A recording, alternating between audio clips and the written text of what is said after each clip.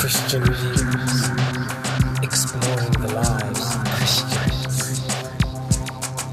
Are you living what you say you live? Christian Views explores the life of Christians. Today we are viewing the Christian walk of Pastor Bruce Stevens of New Light with your host, Charles Lucky Gibbs.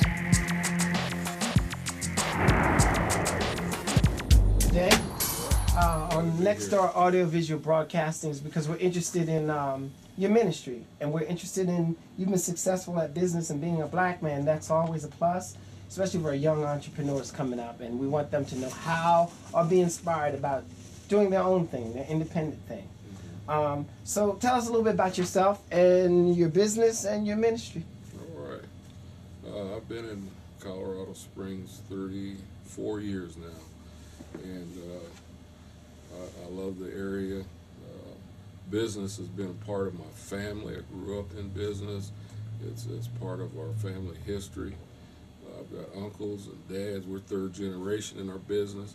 It just so happened that the Lord, by the Lord's direction, coming to Colorado Springs, that the Lord has led me into ministry. Third generation, you said? Third generation. That means that goes back a little ways. Back a little ways. Wow, so it goes back to the Model A, Model T, and my dad was mechanic, body man, and God rest his soul. He's been gone about a year now. Wow. But we have a family-owned business. So this is history we're talking. This is black history. Black history. Okay. Right. And your business is body, you said? It's auto body repair. What's the name of it? Alabama Auto Body. Alabama Auto Body. Why Alabama? Well, we strategically named that because the street that we've been on for the last 20 years is Alabama Avenue. That easy name to remember. The streets in Fountain, Colorado are named after states. And of course, Alabama and the A being first in the alphabet, we strategically named that so people remember us. Oh, good strategy. Real good strategy. So you've been in business how long? We've been in business 20 years. 20 years? 20 years in our present location. Now, we previously had another business with my dad. We came here in 85. Wow. 85. Okay. And with my dad and myself, we opened a business here. And meanwhile, while we were working, I also worked for the Department of Army as an auto body instructor at Fort Carson. So I use my automotive experience in training soldiers how to work on their own cars.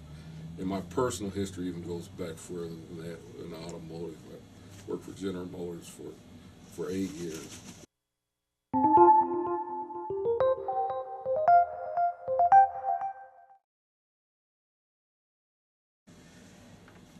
Being in business for 20 years, that's success in itself. I mean, you wouldn't even have to be a rich man. Being in business for 20 years, that's success. So what would you say contributes to that kind of success? Well, people look at success in different ways. Sure. If you want to call success longevity, yes, we've been successful. Okay. I believe by the Lord's help, He's sustained us. He's kept us. Where we know by history a lot of companies don't make it that long. But we've been able to provide a living for our family. It hasn't been easy. We haven't fulfilled all of our dreams, and we're still growing. Okay. And my brothers, my partner, and I have a son that works with me.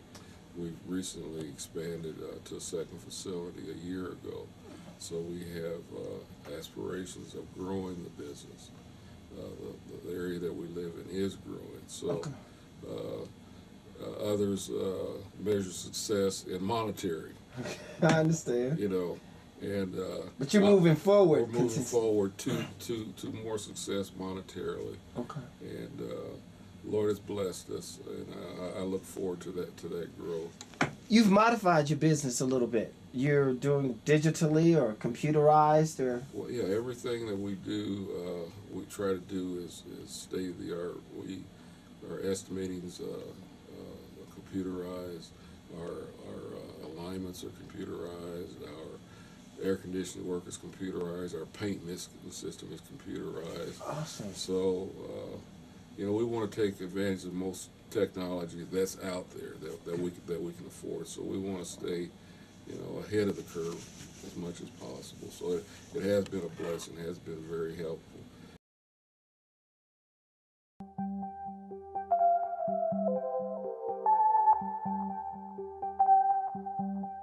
Okay, you mentioned a couple of times. You said, due to the grace of God. Mm-hmm. So it's obvious that you have a faith and a strong faith in the Lord. Mm-hmm. Tell us a little something about your ministry or how it got started, or.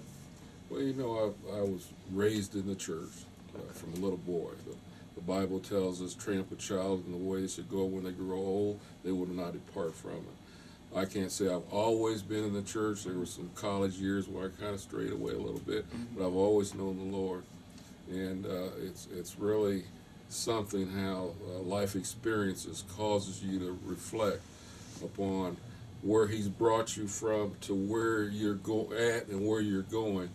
And I had great dreams of doing other things. I started out going to college to be a doctor and playing football. I was very good in sports, but through it all, to make a long story short, through all my years bringing me to Colorado Springs, when I was in seminary, I did a thesis paper on mentoring that caused me to look back over all my life. I took a timeline of the people that influenced me, the things that have happened, and me being in the church.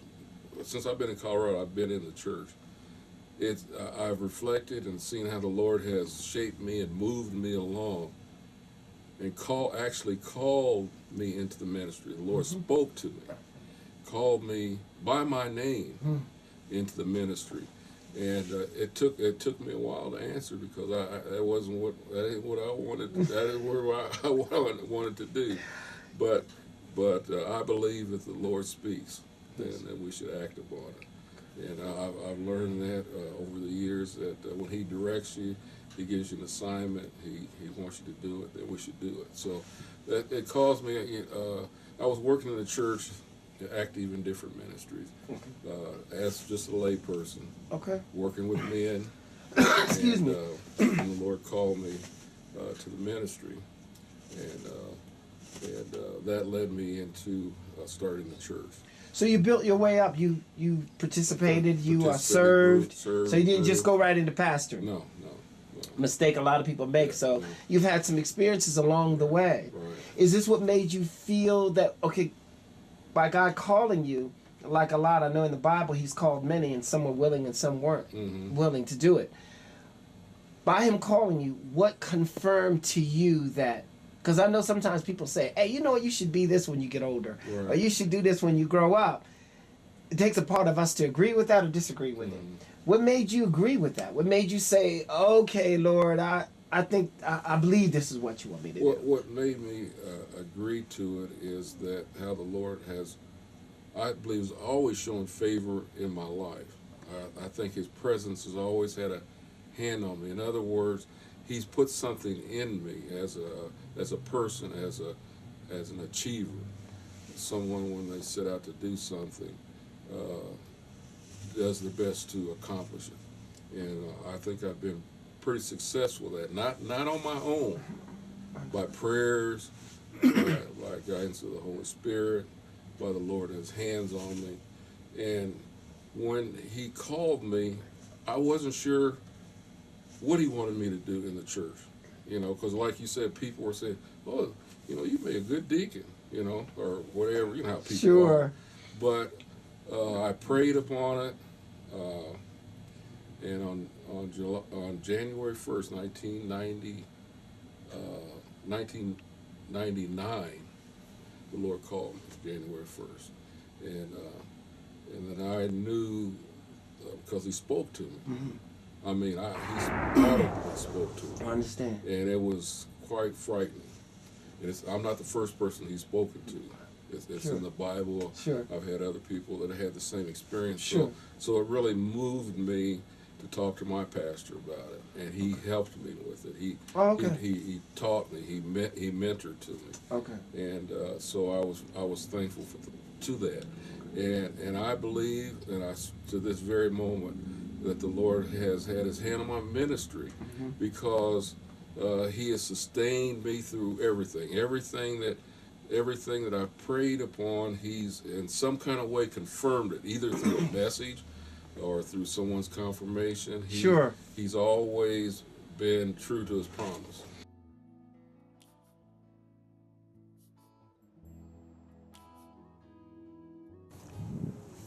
We're in Colorado Springs right now on Fountain in this graveyard. And the graveyards are being frequented far too much by our children, our families burying children. So we need word, or do you have something that you can share with us? Well, we know that life is precious, and far too many times life is snuffed out unnecessarily. And I believe that if we would take more care of our families, our children, train them up, that we could help preserve life.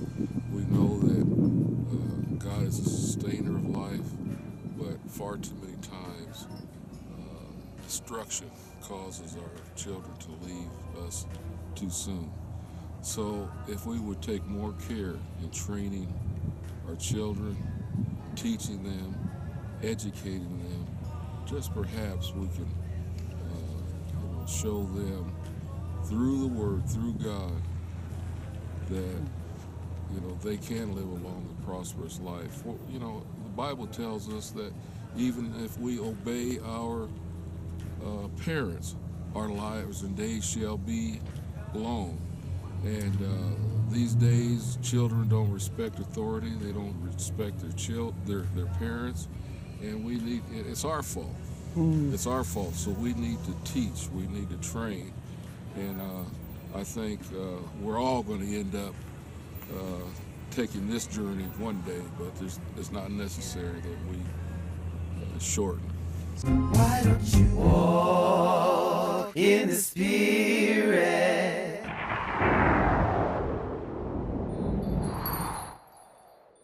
This is not a place that you want to be, because we're putting our hands in someone else's hands. And if we can avoid that before we get here, then we'll be in much better shape. This is the place you need to be. No matter who you are, no matter what you've done, no matter what someone else has done to you, all you have to do is fall on your knees and ask God to forgive you for whatever it is, or forgive someone who has violated you. Start your life over right now. You don't have to keep that same position, same mind, same way of life. Change your life right now. And if you need support, just call us at New Light Baptist Church.